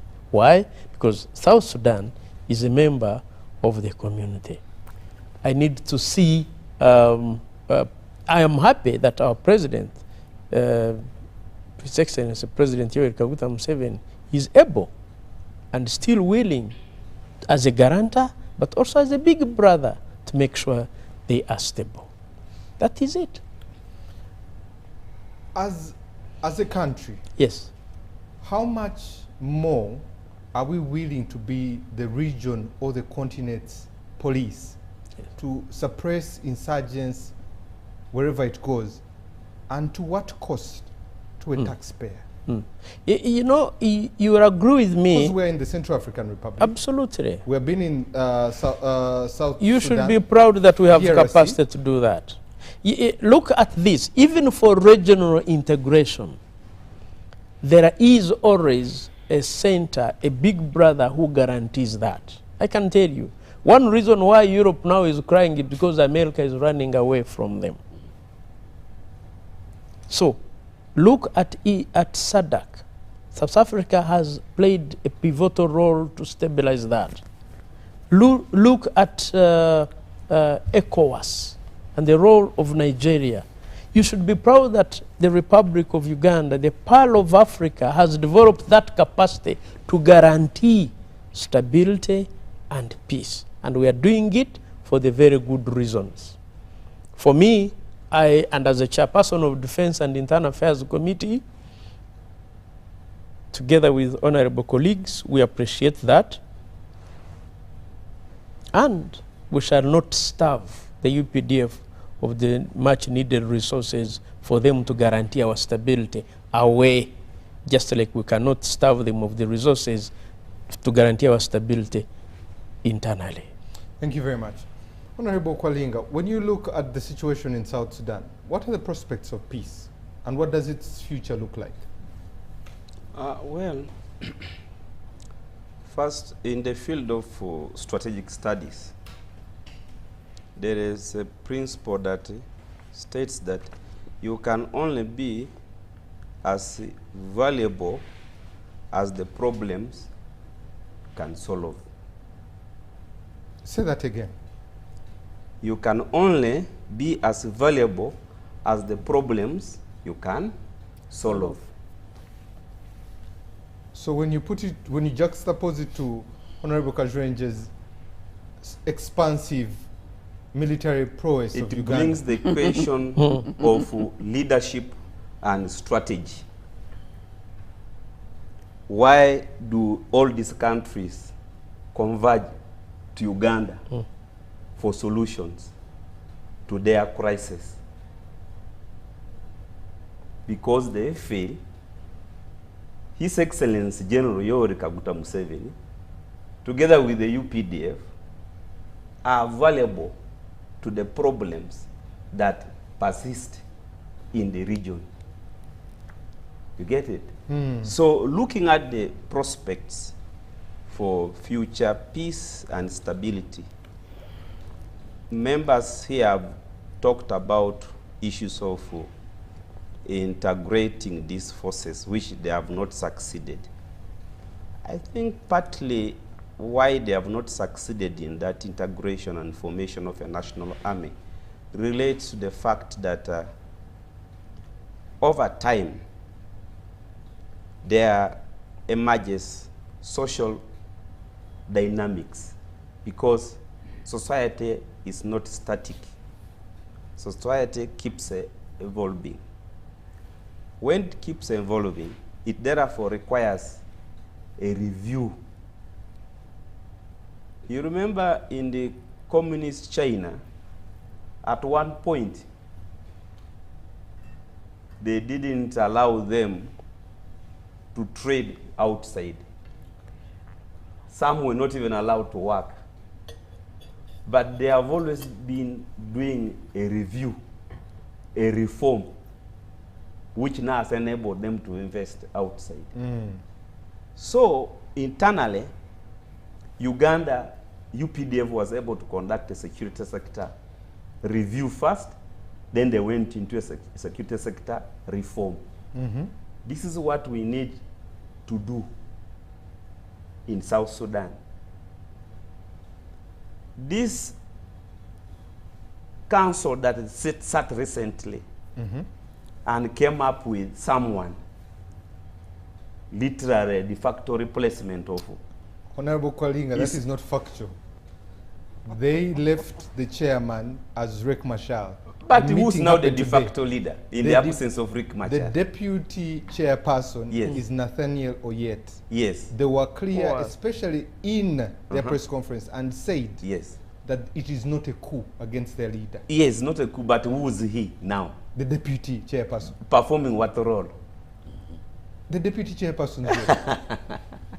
So anyway, you have chosen to call him, but I say de facto leader in the offing. It is literally, because when you do a security sector review and subsequent security sector reform, those are some of the things you will be looking at. Leadership, the force structure and formation and establishment. Are these units still relevant to the current and prevailing circumstances? Technology, the environment, the age dynamics. Are the leadership, is the leadership still relevant today? Or have they been a subject that actually curtails our progress? So the reform will come up with all this. Lastly. Then issues to do with the, when we pursue, eventually, after them being reformed in the security sector, we need to encourage integration, regional integration, with the purpose of forming a federation in the region. This will not only solve internal conflicts, but will also be a buffer against foreign intervention. When we are united as a bloc, it will be impossible for foreigners to infiltrate us. Then there we shall be able to deal with our own internal selfishness amongst characters and parties involved. Corruption, issues to do with the corruption. Thank you. Thank you very much. Let me read some messages so that we can call it a night. This is a gentleman that Jordan Musa from South Africa says, I would like to share some views on the issue on the table. When I look at the way we are going with the problem of refugees, I think it will take us years, if not until Judgment Day, because we are not fighting for the virus. We're not fighting the virus, but we're fighting the disease. But we are also fighting for symptoms. If we're really serious about solving the conflict, let us go to Sudan and DRC to solve their, let's go to Sudan and DRC to solve their problems and not to receive the money and the other help from Europeans and assistance for refugees. This is hypocrisy. African leaders are with Europeans. Unless we stop the hypocrisy, the problem will continue, no solution. Okay, thank you, Musa. I think UPDF has no respect for Parliament. That's why when whatever they do, Parliament comes second. If you look at most of the deployments done outside Uganda, that's what is done, and that's why we see the Honorable telling you that going to give security to President Kiir was urgent, and Parliament had to approve later. Okay, thank you very much. That's, you didn't leave a name. This is Eli Karuhanga. He says, I am happy to see our Honorable, and I'm really grateful for what he's saying. He's articulating issues really well from an informed point. Okay, thank you very much. Honorable 𝐒𝐿 is sincere in his defense of the UPDF. Does he recall that Honorable both ignored UPDF's presence in South Sudan? How has he been rubbished by the UPDF's Kano spokesperson I think you mean he was rubbished by the UPDF spokesperson, and that the Minister of Defense is simply in Parliament with nothing but to be an accounting officer, okay? Nobad from Kampala says, good evening, panelists. I would like to appreciate the UPDF and the shift of move to avert escalation of South Sudan, but who is accountable for the lives of the gallant UPDF soldiers? Finally, Pasco from Soroti says, as Africa, we certainly one people. The colonial masters brought these ideas of boundaries. Imagine people who once lived peacefully, ignoring being able to cross over one division over the other. They deceived us and deceived our leadership and our position there. Okay. Mulongo Kato, I see your messages, a lot of messages coming through from across the country, but let me get to the panelists to give their parting shots here. I'll start with Professor, Ambassador, Dr. Sarah, Honorable Kwalinga, and lastly, Honorable 𝐒𝐿𝐵 there. Professor, your parting shot. Yes, thank you, Timothy. It has been an interesting discussion, but our prayers continue to go out to the people of South Sudan, and we pray that it may be, their issues could be resolved more quickly or sooner than later. But even as we do this, we have to appreciate that nation building takes time. And for all of us who occupy countries that are multi-ethnic, multilingual, multi-religious, the journey to, the duty of nation building has to be continuous.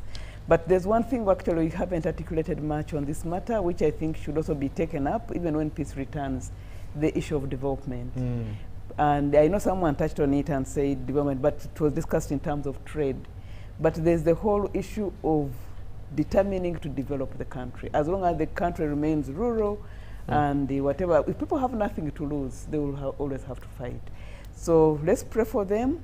Let us do our bit to restore peace so that people can then begin to find themselves, sustain themselves, and recover their livelihood. Thank you very much. Thank you very much. Ambassador. Yeah, South Sudan is part and parcel of the East African community. And so when they hurt, we also hurt. And therefore, it is incumbent upon us as East Africans to make sure that we get involved so that they can have the peace as quickly as possible. Thank you very much. Dr. Sarah. Yeah, I did raise the issue of elections, but all agreements, 2005, 2013, 2018, had a sequence of activities in preparation for elections. First was the constitution, making a new constitution. Second was unification of the army. Third was the census. 4 is establishment of governance structures. And the last detail is election. But the transition government for 14 years now has not even taken step 1. So if you look at the work that the transition government was supposed to do in preparation for returning power to the people, they have failed. And that's why the consensus cannot hold. 3 peace agreements, no implementation, nothing. So when we talk about failure to conduct elections, we are not just saying election is an isolated activity. There is preparation for elections. So the transition government now needs a new consensus with a new timeline, and maybe serious people to implement the timeline in the process of returning power to the people. In the absence of this, the chaos will not stop. Thank you very much. Honorable Kwalinga.